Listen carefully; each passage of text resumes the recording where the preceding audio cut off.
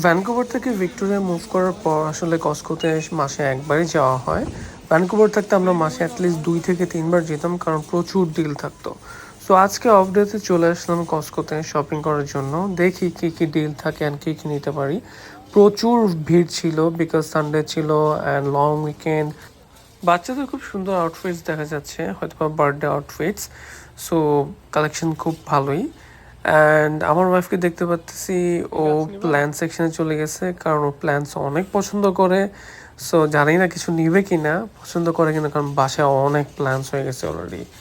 I hope না আজকে আর নিচ্ছে না, কারণ কোনো ডিলস নাই। আলু নিয়ে নিলাম।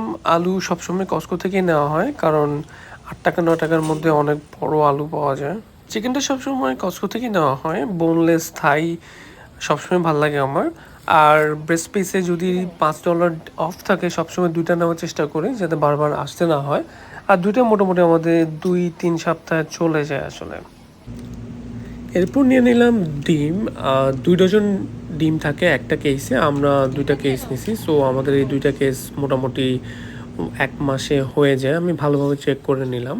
এরপর ফ্রুট সেকশনে চলে যাই, সেখানে পেয়ারা দেখতেছিল। পেয়ারাগুলো অনেক স্মেল ছিল, পুরো জায়গাটা স্মেলে মোমো করতেছিল। তো আর্গুমেন্ট করতেছিল আমার ওয়াইফে একটা কিনা 2টা কি নিবে, তো আমরা 2টাই নেই। আর খুবই মজার ছিল পেয়ারাগুলো। কলাও নেওয়া হয়েছে, কলা ছিল প্রোডাক্ট অফ গুয়াতেমালা।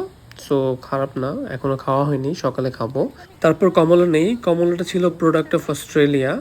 এটাই আসলে অনেক ভালো লাগে যে কস্কোতে এক একটা দেশের প্রোডাক্ট পাওয়া যায় প্রচুর।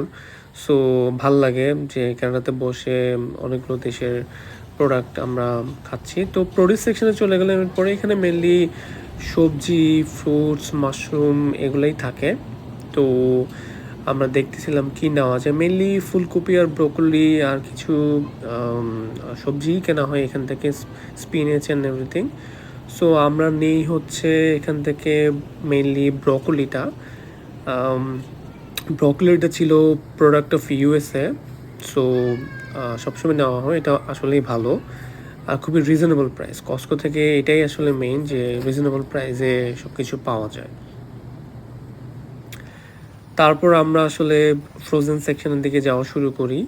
মেইনলি আমাদের টার্গেট থাকে হচ্ছে আমরা ফ্রোজেন সেকশনে হালাল আইটেমগুলো খুঁজে বের করার চেষ্টা করি। বাট কম্পেয়ার টু ভ্যানকুভার, ভিক্টোরিয়াতে আসলে হালাল অপশনস খুবই লিমিটেড। সো খুবই টাফ। আমি একটা কমপ্লেনও করে আসছি, লিখে দিয়ে আসছি।